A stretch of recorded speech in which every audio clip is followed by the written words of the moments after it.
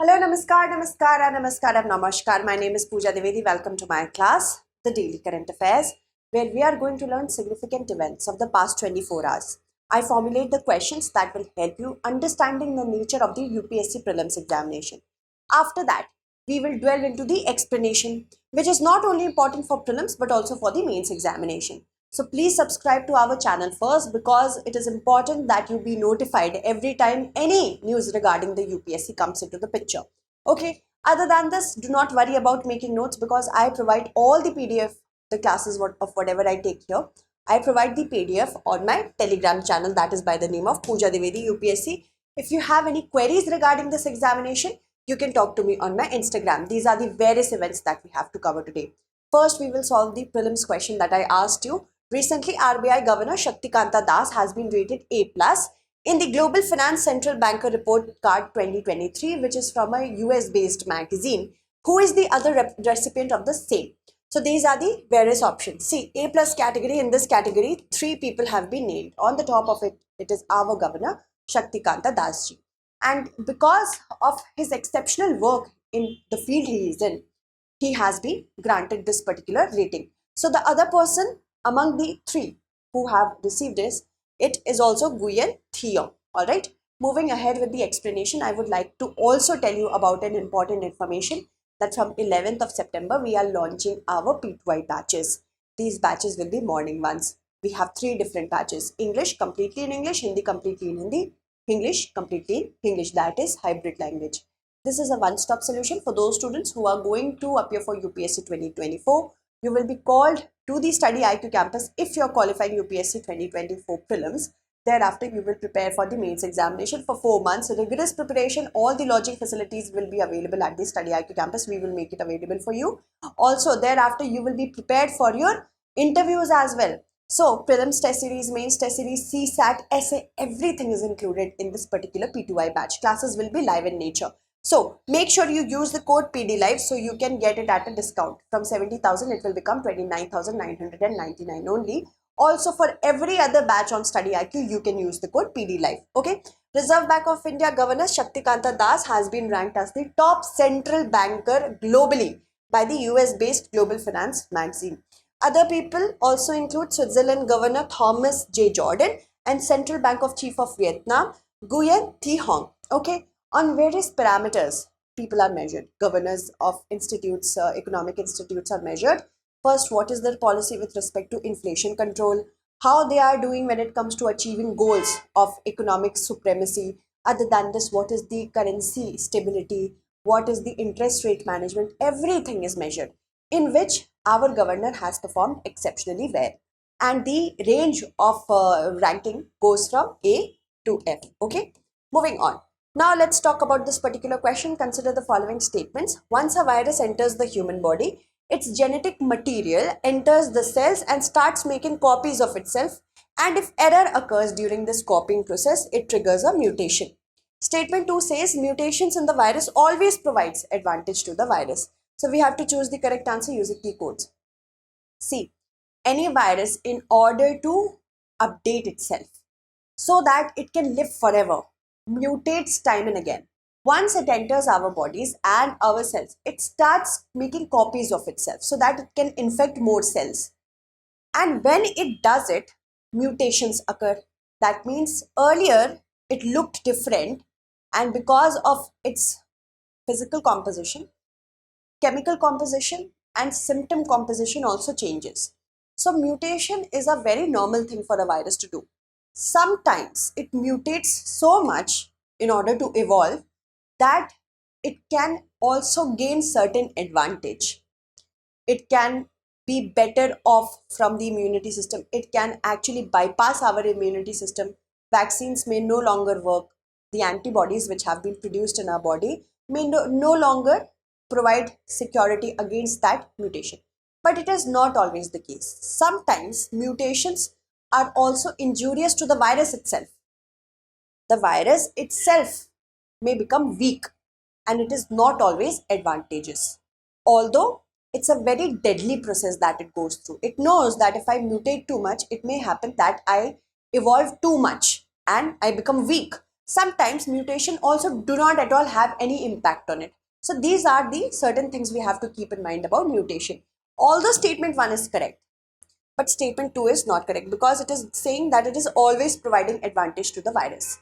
It keeps on evolving. Viruses are very clandestine in nature. You never know what they are up to. So statement 1 is correct, but statement 2 is not correct. Option C will be the correct answer. Recently, an article published in the Yale Medicine Review has said that there is a particular strain or mutation that has occurred in the variant, it is driven by the new corona variant called BA.2.86. That means a mutation has occurred which is creating a lot of infection, specifically in the United States if we talk about, and informally this is known as Pirola. And there are 30 mutations to its spike protein combined to XBB.1.5, which is the variant of Omicron. See, through the spike protein, the virus can enter our cell. And when the spike protein becomes more efficient in entering the cell, it is due to mutation. Generally, it is due to mutation. And supposedly, this white thing is our antibody. It earlier, when the original virus came, it recognized it, it started attacking the spike protein. Now, if the mutations occur, new spike protein, new type of spike proteins occur, the antibodies which were effective for this virus is not working for that virus. So this is the advantage of mutation. Changes in spike protein. This is what the coronavirus does. And why do they mutate? First, to move from host to host more effectively. Upgrade themselves. This is what any virus does. To reproduce faster, to adhere better to the surface of target of host cell, to evade our immune system and the vaccines. That is why a lot of upgradation and study is being done for the current coronavirus. Once it enters our human body, its genetic material, that could be either DNA or RNA, it enters these cells and starts making copies of itself. When it does, it makes certain errors, and that errors give rise to mutation. And mutation occasionally comes along with genetic mistakes, okay, which can either make it more advantageous or less advantageous, or we can call it weaker. With reference to the Digital Services Act of the European Union, consider the following statements. Social media companies are required to add new procedures for faster removal of content deemed illegal or harmful. Users should display personalized ads directed towards minors or based on sensitive personal data. It does not impose penalties for non-compliance. So how many of the statements given above is or are correct? C. Recently, the DSA came into existence as the most stringent law in the European Union, which is going to regulate big social media platforms such as Meta, Google, Facebook, and everything else. And here, social media companies are required to add new procedures for faster removal of content which are illegal or harmful. And these companies can also be sued. Also, if an out-of-court settlement is being asked by a consumer, that also has to be obliged by these companies. So it's a very stringent law. Users should not display personalized ads which are directed towards minors or based on sensitive personal data. So supposedly 10 December 2023 is a birth date of some child. And if I put that on social media, based on that, if the social media starts giving me products or advertising products towards me, then what will happen? That this kind of data is personalized advertisement that hasn't to be done specifically towards minors. It does not impose penalty for non-compliance. No, it does provide penalties for non-compliance. There is a provision of penalties. Then only these big companies will be fearful, right? So first statement is correct, second is not, and third is correct. Okay, third is also not correct. First correct, second incorrect, third incorrect. Okay. So how many are correct? One only will be the correct answer. The European Union's groundbreaking Digital Services Act has come into effect. It tightly regulates the way intermediaries, especially large platforms such as Google, Meta, Twitter, now X of course, and YouTube, moderate user content. Social media companies are required to add new procedure for faster removal. They should also make the consumers understand how does it work. Users can challenge takedown decisions and seek out of court settlement as well. Not only that, very large online platforms and very large online search engines, which are specifically those companies or social media platforms which have more than 45 million users in the European Union, they are centrally supervised by European Commission itself, so that they cannot bypass the rules of the member state. So there is a centralized authority for all the European Union. And how their algorithms work, that also has to be explained. To conduct systemic risk analysis and reduction to drive accountability about the social impacts of their product. It should be made accountable, the social media platforms, that their products are causing harm, or is it really benefiting the society or harm to them. Now, with reference to the G20, consider the following statements. It was formed in 2009 in the backdrop of the financial crisis that hit East Asia and Southeast Asia. It represents around 85% of the global GDP, and the G20 presidency rotates biannually. So how many of the statements given above is or are correct? See, G20 summit is about to take place in India, and Xi Jinping is of course not coming. I have already covered that. You can watch that. Why is he not coming? That's a small video, and you will also be able to understand why is he not coming. Of course, these are speculations. And G20 summit comprises of 90 countries plus the European Union. It was formulated in 1999 at the backdrop of the crises that occurred, financial crises that occurred, and India is the chair for the current year. The presidency rotates annually and not biannually. It happens every year. Right now it is India, next year it will be Brazil in 2024. After that it will be South Africa in 2025. So UPSC can ask you about the G20 Troika, remember that. Alright, so first statement is correct. Second is correct. It represents 85% of the GDP and 2/3 of the world's population.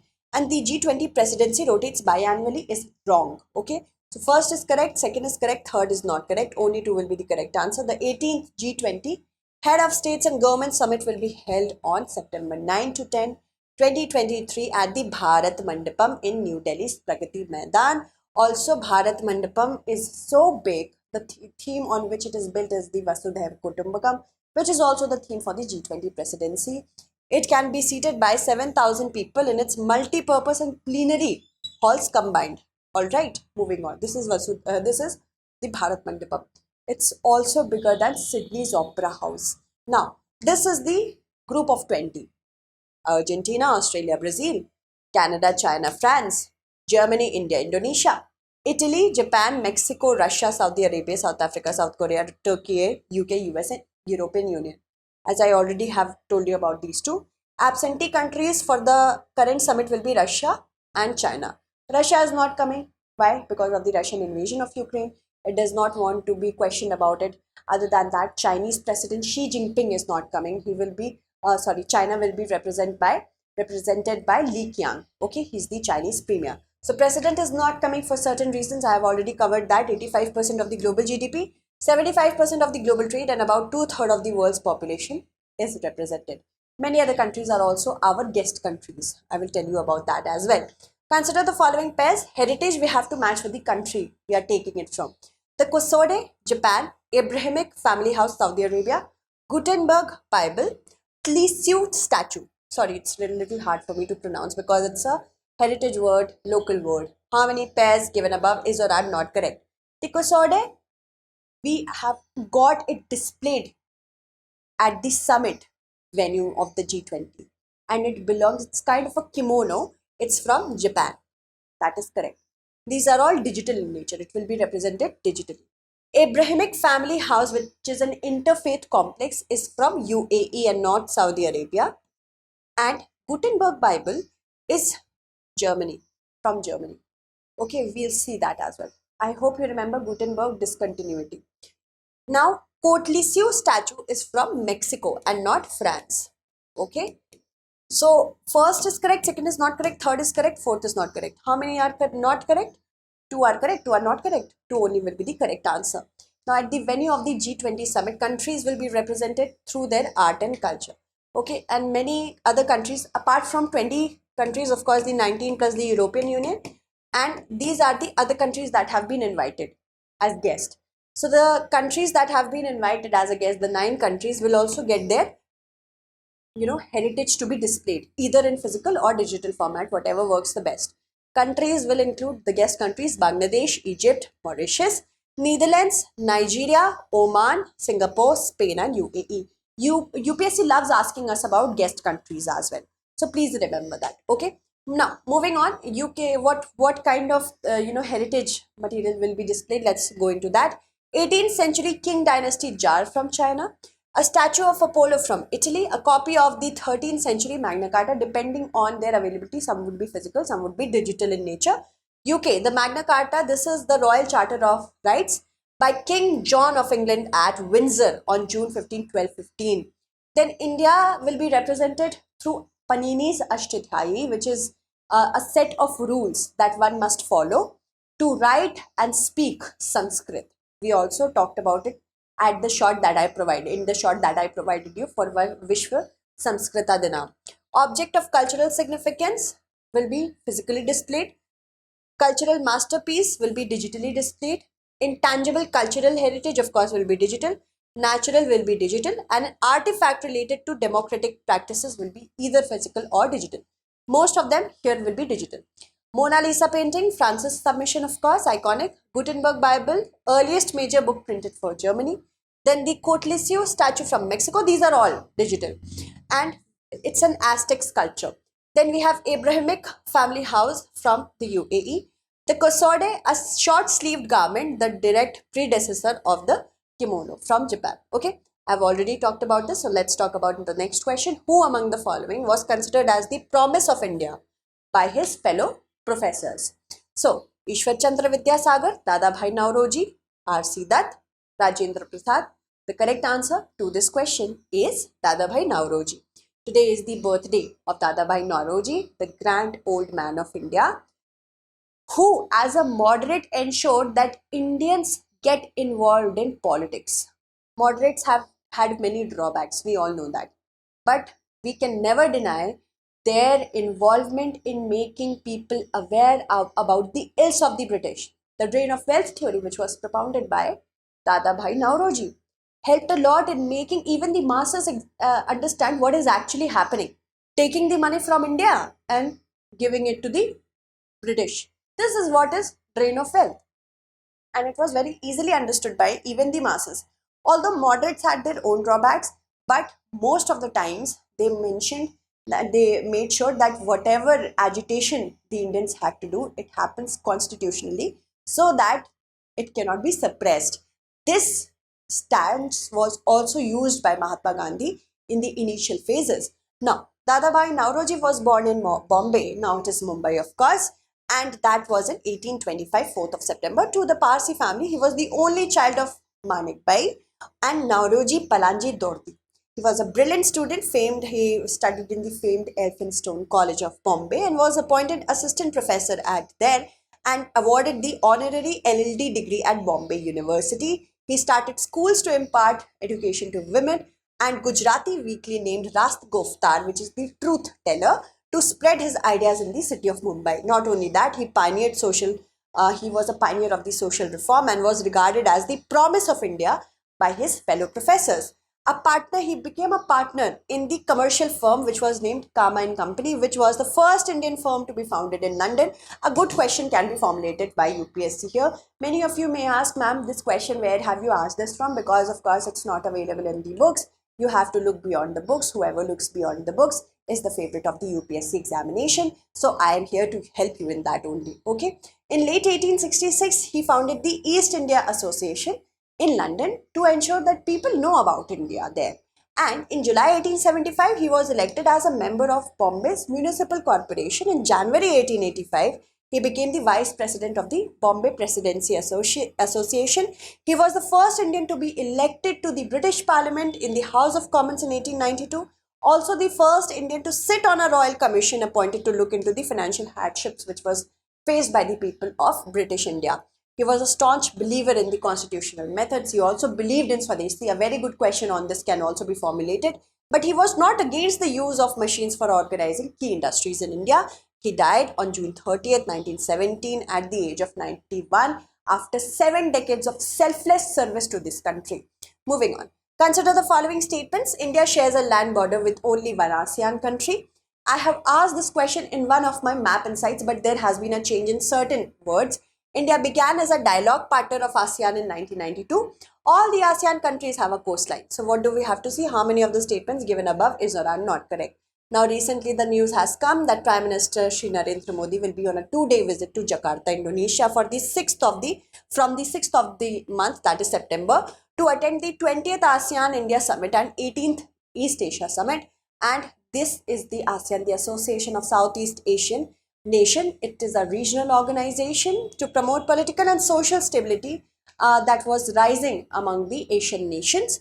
The motto is one vision, one identity, one community. It came into existence in 1967 and 8th August is celebrated as the ASEAN Day. Secretariat is in Jakarta, Indonesia. Here it is. Okay. So let's talk about the ASEAN countries. India shares a border with Myanmar. Myanmar is an ASEAN country. Other than this, India doesn't have a land border with any other country. So remember, land border is the term because we also have our maritime border with certain ASEAN countries. Laos is a country that doesn't have a coastline. Apart from this, as you can see, all other countries have a coastline. Okay, so first statement is correct. Second, we'll talk about that. Third is incorrect. Okay, so one is not correct here. India began as a dialogue partner in 1992. No. India began its formal engagement, although in 1992, but that was at the secretary level as a sectoral dialogue partner. Later on, it became a dialogue partner in 1995. Okay, in 1967, ASEAN Declaration was done, which gave birth to ASEAN, and this was also known as Bangkok Declaration. The founding fathers, because UPSC can make you understand the difference between founding fathers and members. It can ask you questions related to who are the founding members of ASEAN. So Indonesia, Malaysia, Philippines, Singapore and Thailand. These are the founding members of ASEAN. Then addition happened by Brunei, Vietnam, Laos, Myanmar and finally Cambodia. So they can also ask you the chronology in which certain countries got added to ASEAN. So remember that as well. I have seen many of you get confused, so please do not get confused. Let's move on to the answer. Okay, now let's move on to the answer. So first statement is correct, second is incorrect and third is also incorrect. How many are not correct? 2 only will be the correct answer. All right, let's move ahead. Consider the following statements. Developed countries' economies may not have a high growth rate currently, but must have shown rapid growth in the past. That means even if USA is not growing at a rapid rate, but it has shown a high growth rate in the past, it can be considered a developed country. Qatar has one of the highest per capita incomes in the world, but it is not considered developed. So which of the statements given above is or are correct? Developed country is a country that is doing good when it comes to per capita income. This is one of the economic factors. Other factors include technological advancement, human development index, all these are also important. So yes, per capita income, which is the total GDP, if it is divided by the population, total population of that country, we will know what one person is earning on an average. So that's the per capita income. And so Qatar has one of the highest per capita income in the world, but it is not doing when it comes to inequality in wealth. So that is why it is not considered a developed country as of yet. So second is correct. First is also correct. I have already given you the example of the USA. Developed countries may not have grown right now at a rapid pace, but in the past they have shown huge rate of growth. So first is correct, second is also correct. Both 1 and 2 will be the correct answer. Prime Minister Narendra Modi has suggested that by 9 years of stability that his government has given to this country will lead the world when it comes to development. So India will become a developed economy by 2047, but we have to go a long way. I have already told you that what is a developed country? A country which has a mature and sophisticated economy. Not only economy, but also other parameters are also important, such as health, lifestyle, standard of living, infrastructure, technological advancement. All these are also part of it. These may not have a high growth in the current times, but in the past. They have advanced technological infrastructure and diverse industrial and service sector. Economic factors include per capita income, what is the level of industrialization, what is the general standard of living, technological infrastructure. Non-economic include human development index, what is the year of schooling, mortality, child mortality, maternal mortality, all these are also included. Now generally it is considered that if the per capita income is $12,000 to $15,000, then that economy can be called as a developed economy. But if some experts believe it is as high as $25,000 to $30,000. Most developed countries have less than 10 infant deaths per year per 1,000 live births. These are the certain, you can say, features of developed economies. Moreover, they have a life expectancy of over 75 years. One such example is Qatar. I am talking about the country which is not considered developed, even if it has a good per capita income. It has one of the highest per capita income in the world. $88,000. But however, it is not considered developed because vast income inequality is there and lack of opportunities of education to citizens. The Barabi Sairang railway project, which was in the news due to collapse, and of the under construction railway bridge. The railway project is located in which state? You have to answer it correctly in the comment segment. Let me take the names of those students who have answered the last question correctly. Yes, so option A was correct. Om has answered it correctly. Simran has answered it correctly. Mandeep, Shambhav, Priya, Priyadarshan, Abhishek, Mansi, Komal, Himang, Mukul, then Omkar, Nand, Abhijit, Ritu, then Anirudh. Thank you so much, Spaghetti Butter. I don't know what your real name is. Thank you so much. Varun, then Nikhil, Abhay Niranjan. You can go to studyIQ IAS English. Find the video related to El Nino in the current affairs section of playlist. Okay, there I have extensively explained how El Nino affects each region. Okay, so do watch it. So that's it for today. Answer this correctly in the comment section. That's it. Thank you so much for watching.